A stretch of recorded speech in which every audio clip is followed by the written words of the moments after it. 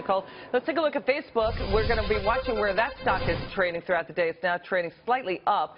Facebook facing heavy criticism of its live streaming feature after a man streamed the Dallas attacks live. Arthur, could Facebook face a lot of problems over this? Mark Zuckerberg is all for this, so long as it does not glorify violence but sheds light on what is happening. Look, a prosecutor nowadays walking in front of a jury without having that type of evidence is now climbing a tremendous hurdle. When I was a prosecutor, we didn't have anything. It was just your word versus someone else's word, and that's what we used to convince a jury.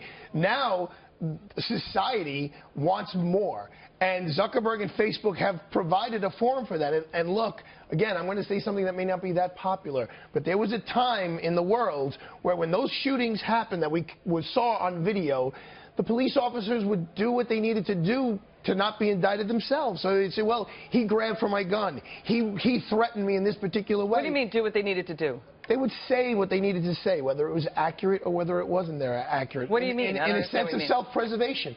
If that video was not on there, there have been occasions where police officers would have lied and said, I had to shoot him because he reached for my gun.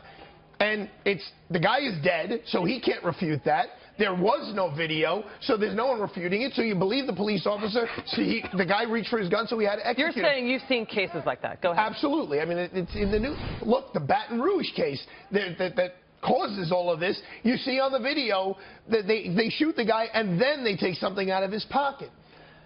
You know, if that video wasn't on, they may have said, well, the gun was out. It was displayed. We saw it, as opposed to the video which shows they took it out of his pocket after. And by the way, the cops in the Baton Rouge shooting said, you know, basically the law enforcement, they're saying the body cameras on the lapels there basically were dislodged. And so more people are turning to smartphones to live stream. We certainly are seeing that.